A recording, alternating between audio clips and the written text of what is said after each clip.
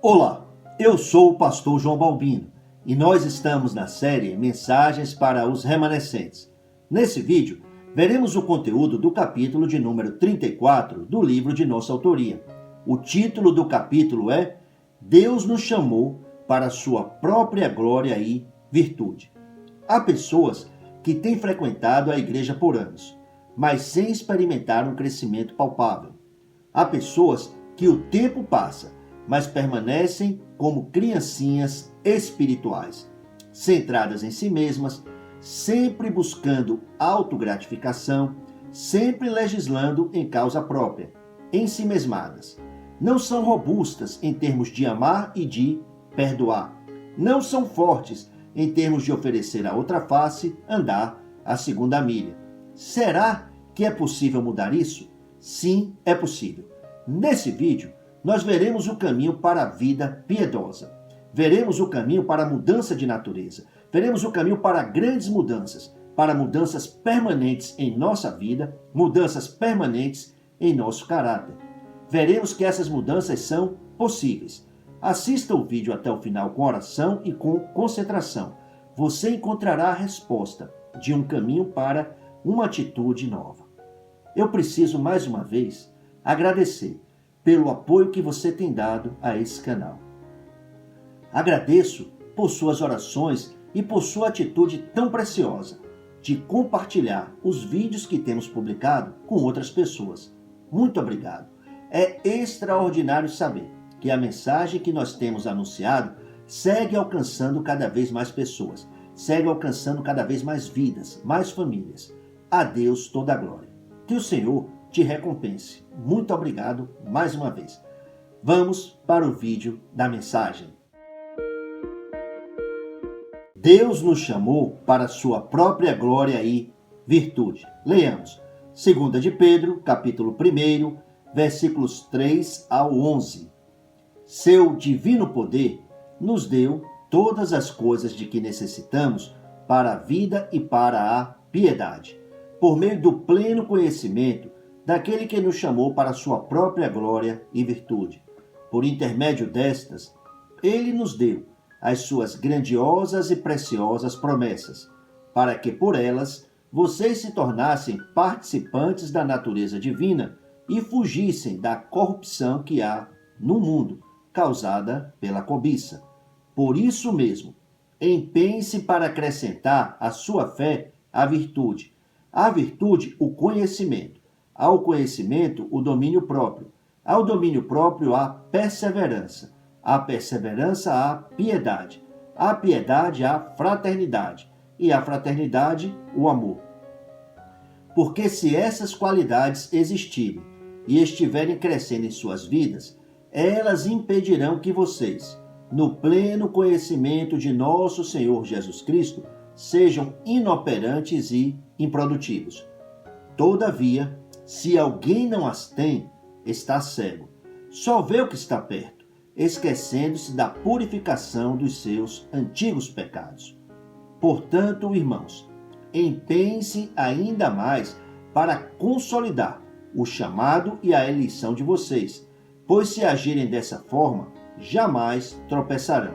E assim, vocês estarão ricamente providos quando entrarem no reino eterno de nosso Senhor e Salvador, Jesus Cristo. O texto que lemos inicia exaltando o Evangelho, que é o poder de Deus. Afirma que todas as coisas de que necessitamos para a vida e para a piedade nos foram dadas por meio do pleno conhecimento de Jesus Cristo. O que está em pauta é a grande tônica do cristianismo, o tremendo acesso a si mesmo que Deus, por meio de Jesus Cristo, deu a todos os seus filhos. Deus está junto conosco, para desfrutarmos a sua presença e continuamente darmos culto. Diz Oséias capítulo 6, versículo 3. Conheçamos o Senhor, esforcemo-nos por conhecê-lo. A Bíblia ensina que Jesus é a vida. Evangelho de João, capítulo 14, versículo 6. Vida, à luz das Escrituras, significa a existência de uma pessoa em Deus. A única vida que há é a vida de Deus. Em João, capítulo 17, versículo 3, Jesus disse: "Esta é a vida eterna, que te conheçam, o único Deus verdadeiro, e a Jesus Cristo a quem enviaste." Em 1 de João 5,12, a Bíblia diz: "Quem tem o Filho tem a vida. Quem não tem o Filho de Deus não tem a vida." Quanto à piedade, piedoso é aquele que anda consistentemente com Deus. Ser piedoso é o contrário de ser ímpio. No versículo 4, encontramos o propósito de Deus ao nos dar todas as coisas de que necessitamos para a vida e para a piedade, e por meio destas, as suas grandiosas e preciosas promessas. Em primeiro lugar, disse: "Para que vocês se tornassem participantes da natureza divina." Significa regeneração para a restauração da imagem de Deus, que por causa do problema do Gênesis 3, foi desfigurada em nós. Em segundo lugar, para que vocês fugissem da corrupção que há no mundo, causada pela cobiça. O 10º mandamento diz: "Não cobiçarás." Êxodo, capítulo 20, versículo 17. Em busca de vantagens pessoais, ganhos materiais, prazeres e outras coisas, muitas pessoas têm afundado em crescente depravação. O que está em pauta nesse ponto é o nosso progresso moral e o nosso crescimento espiritual. A tônica do texto recai sobre a nossa atitude nas interações com nossos semelhantes. A nossa maneira de ser, as nossas motivações e as nossas ambições evidenciam para quão longe da corrupção que há no mundo, causada pela cobiça, nós já fugimos ou não. O assunto em 2 de Pedro, capítulo 1, versículos 3 ao 8 é caráter. A palavra caráter aparece no Novo Testamento uma única vez, em Hebreus capítulo 1, versículo 3, onde a Bíblia diz: "O Filho é o resplendor da glória de Deus", e a expressão exata, a ideia no original é caráter, imagem, do seu ser.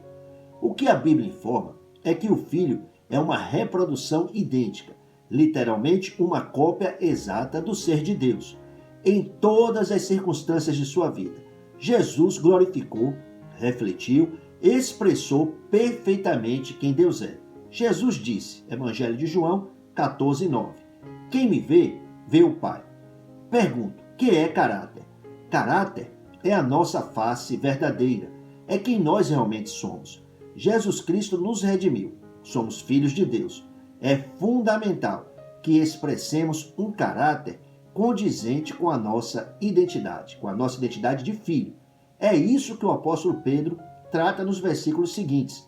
Pedro fez questão de deixar claro que crescimento à imagem de Jesus Cristo requer decisão, requer empenho pessoal. Muitos têm sido privados de avançar e de progredir por não depositarem a devida ênfase no dever pessoal. Leamos 2 de Pedro 1, 5 ao 7. "Empenhe-se para acrescentar à sua fé a virtude", que é a excelência moral. A virtude, o conhecimento. Ao conhecimento, o domínio próprio. Ao domínio próprio, a perseverança. A perseverança, a piedade. A piedade, a fraternidade. E a fraternidade, o amor. Empenhe-se implica em dedicação com um objetivo. Pressupõe decisão, esforço, dedicação, concentração. Concentração significa unir todo o nosso ser, nosso coração, nossos pensamentos, nosso espírito e corpo em uma só direção. Empenhe-se para quê? Empenhe-se para desenvolver um caráter que glorifique a Deus. Empenhe-se para desenvolver uma maneira de ser e de agir que reflita a natureza divina.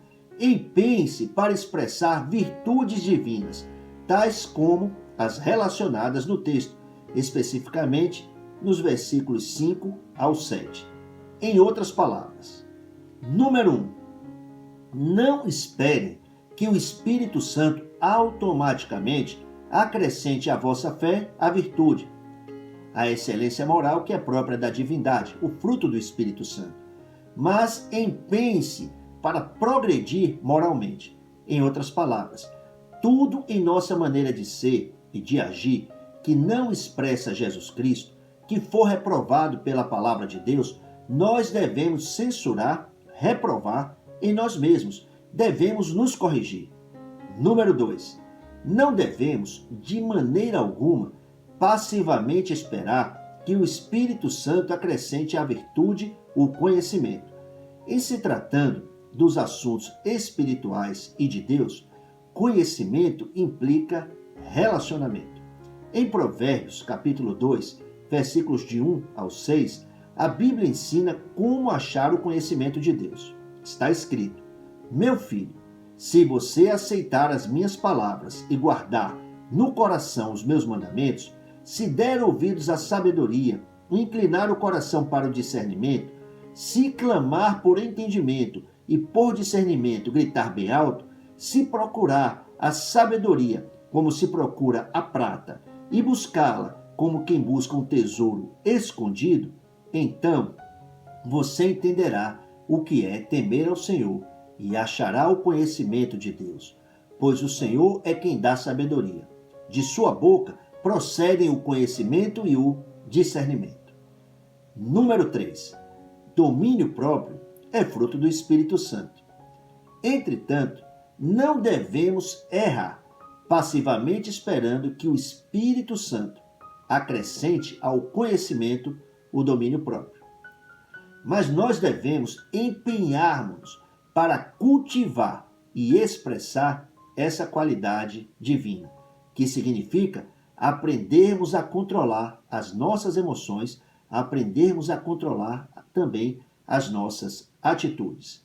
Número 4. Empenhe-se para acrescentar ao domínio próprio a perseverança.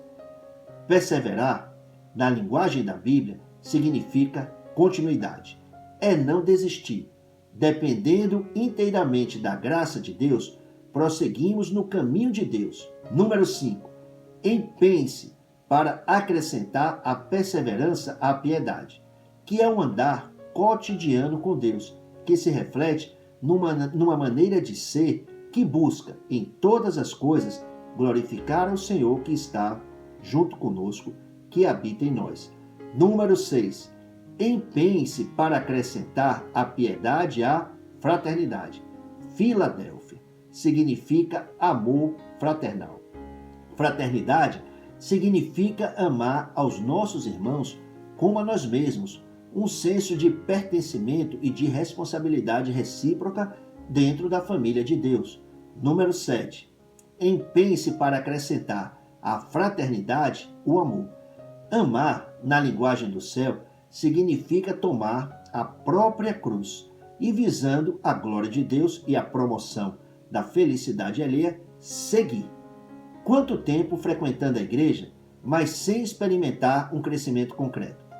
Pergunto, quem é que vai ser espiritual?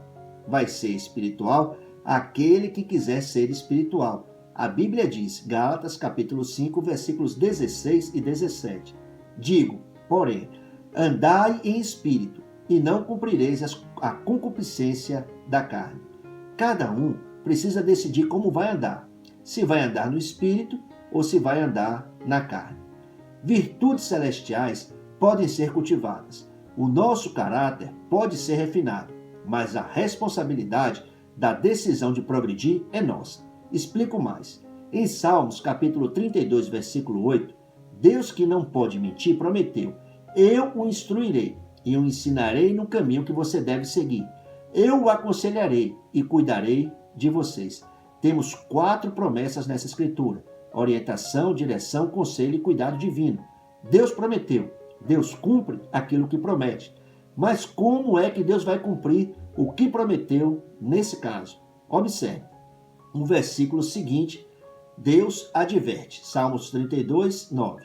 Não sejam como cavalo ou burro, que não têm entendimento, mas precisam ser controlados com freios e rédeas. Caso contrário, não obedecem.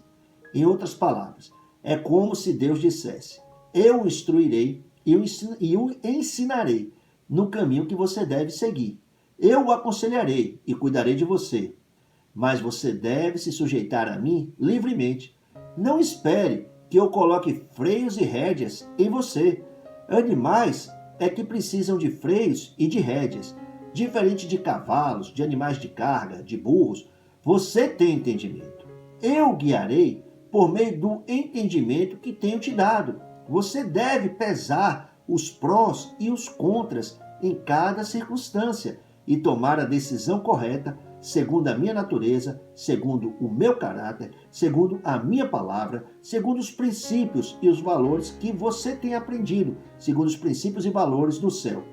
Seu divino poder nos deu todas as coisas de que necessitamos para a vida e para a piedade, inclusive a capacidade de fazermos boas escolhas.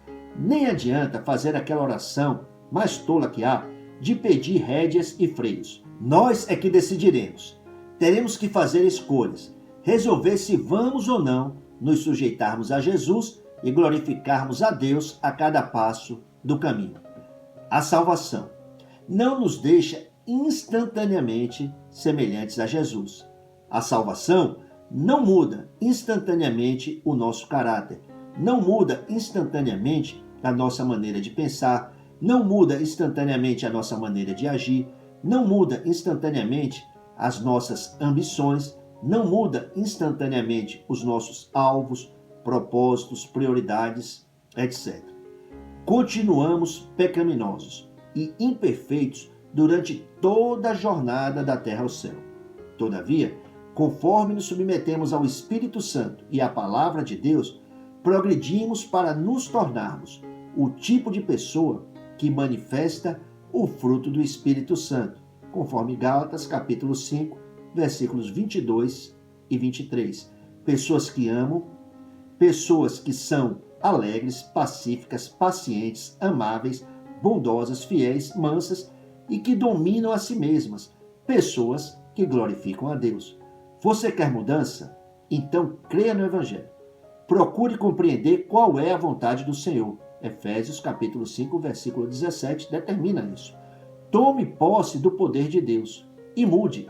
Saiba que aquela possibilidade de imaturidade estagnada que levou o autor sagrado a censurar os santos hebreus é real. Em Hebreus, capítulo 5, versículos 12 e 13, a Bíblia mostra que pelo tempo decorrido, aqueles crentes já deveriam ser mestres, já deveriam estar ensinando aos outros, já deveriam estar fazendo discípulos. Contudo, eles ainda careciam de alguém que lhes ensinasse novamente os princípios elementares da palavra de Deus. Eles eram meninos. Criancinhas são autocentradas, são exigentes e demandam todos os cuidados. Não tem problema termos criancinhas em nosso meio. As crianças crescem e quando o crescimento chega, elas se apresentam para servir e para cuidar dos irmãos mais novos. Mas quando o tempo passa e uma pessoa permanece como criancinha, isso obviamente não é bom. A promessa do texto, versículo 8. Porque se essas qualidades existirem e estiverem crescendo em suas vidas, elas impedirão que vocês, no pleno conhecimento de nosso Senhor Jesus Cristo, sejam inoperantes e improdutivos. Em outras palavras, se as qualidades relacionadas na Escritura, versículos 5 ao 7, fé, virtude, conhecimento, domínio próprio, perseverança, piedade, fraternidade e amor, existirem e estiverem crescendo em nossas vidas, nós certamente seremos úteis, seremos operantes e seremos produtivos. A palavra de Deus não pode falhar. Todavia, se alguém não as tem, está cego, só vê o que está perto, esquecendo-se da purificação dos seus antigos pecados. 2 de Pedro 1,9 declarou isso. Qual é o valor principal dessa mensagem? É nos fazer entender que o caráter é mudável. Contudo, mudanças permanentes hão de se operar com muita persistência. Mudanças em nosso caráter irão requerer empenho pessoal para uma atitude absolutamente nova. Por isso, o apóstolo Pedro disse: empenhe-se para, versículos 5 e seguintes. Eu gostaria que você entendesse que o caráter de cada um de nós não é o resultado de ações isoladas. O caráter de uma pessoa reflete a soma de seus hábitos. Como se formam os hábitos? Os hábitos se formam pela repetição de um ato. 1, 2, 3, 30 vezes. Uma ação repetida e repetida e repetida e se torna um hábito. A repetição forma o hábito que, por sua vez, forma o caráter.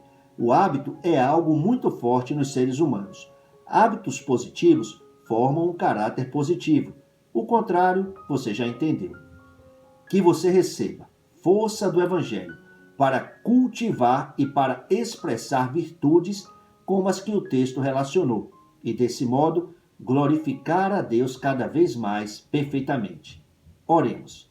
Pai, que todos os dias, desfrutando que o Senhor está junto comigo, eu possa progredir na direção de me tornar mais semelhantes a Jesus e dar glórias ao Senhor em todas as coisas. Eu oro em nome de Jesus Cristo. Amém. O tema do próximo vídeo é o plano que Deus concebeu na eternidade.